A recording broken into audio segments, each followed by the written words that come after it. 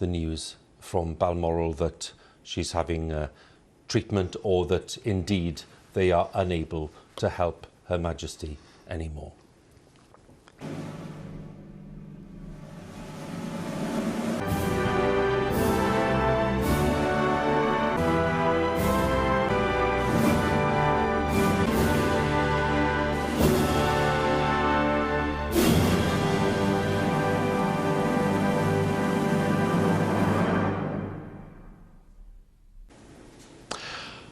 A few moments ago, Buckingham Palace announced the death of Her Majesty Queen Elizabeth II. The Palace has just issued this statement. It says the Queen died peacefully at Balmoral this afternoon. The King and the Queen Consort will remain at Balmoral this evening and will return to London tomorrow. Within the past few minutes, Buckingham Palace has announced the death of Her Majesty Queen Elizabeth II. To recap on the statement, the Queen died peacefully at Balmoral this afternoon. The King, that is Charles, and the Queen Consort will remain at Balmoral this evening and will return to London tomorrow. Her Majesty was 96 years old. She became Queen on the 6th of February 1952, on the death of her father, King George VI. She heard the news while staying at a game lodge in Kenya at the age of 25, and her coronation in Westminster Abbey was watched by more than 20 million people. She was married to Prince Philip for 73 years until his death in April of 2021. And Charles, their first child, was born in 1948. He now becomes the new king. In 2015, Her Majesty passed Queen Victoria to become the longest reigning monarch in British history. And in February 2022, we saw the 70th anniversary of her becoming Queen. And she made more than 250 visits to Commonwealth countries and was head of state in Australia and Canada and New Zealand. Winston Churchill was Britain's Prime Minister when she came to the throne, and Liz Truss was her 15th Prime Minister. It's of immense change. Throughout that time, Her Majesty was the one constant presence in public life, a head of state who personified stability and reassurance. Her life had been dedicated to the service of the people, and her reign was characterised by a steadfast sense of duty. Elizabeth was just 25 when she came to the throne in 1952 on the sudden death of her father, King George VI, as Britain was still recovering from the Second World War. She was sustained by her 73-year marriage to the late Prince Philip, her strength and stay, as she once described him, who was at her side for 3 major Jubilee celebrations. Elizabeth II was the most widely travelled head of state in history, the Queen of 15 nations, head of the Commonwealth of 54 countries and territories. Her Majesty's death brings the second Elizabethan age to a close, and a long and momentous chapter in British life.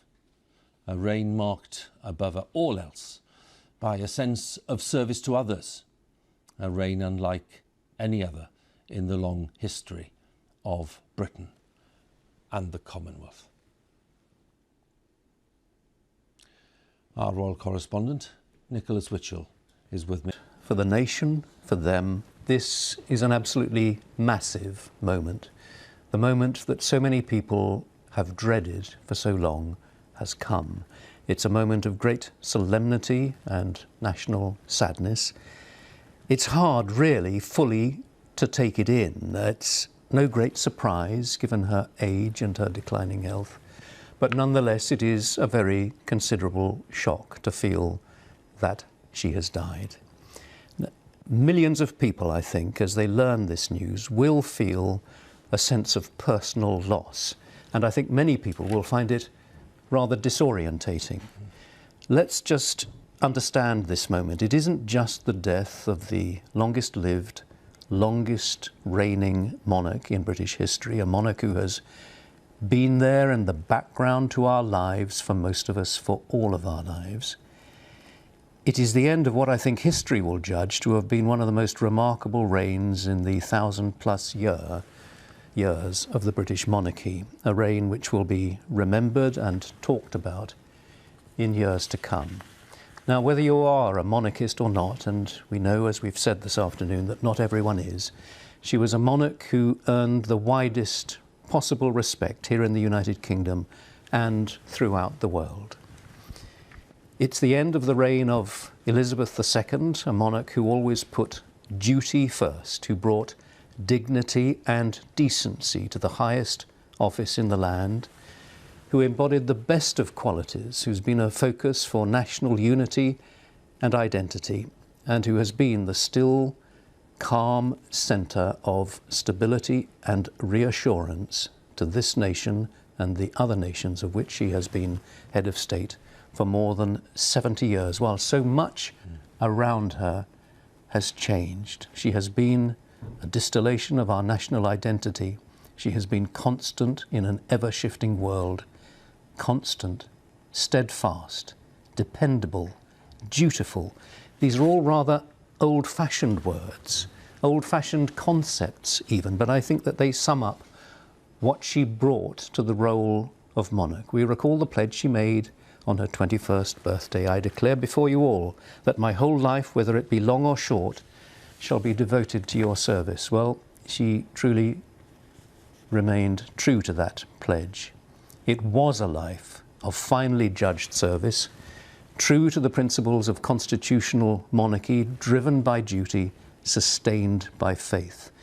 And we recall also the message that she issued when she reached her 70th birthday in February of this year. You remember the message that was issued? She wrote, "I remain eternally grateful for and humbled by the loyalty and affection that you continue to give me." She said, "I look forward to continuing to serve you with all of my heart." And she signed that message, "Your servant, Elizabeth R." Well, that servant has gone. The end of the reign of Elizabeth II, Elizabeth the Great, as many people will regard her. That reign has ended. And we have a new king. Yes. The crown passes invisibly, but immediately, imperceptibly. Charles is now our king and our head of state.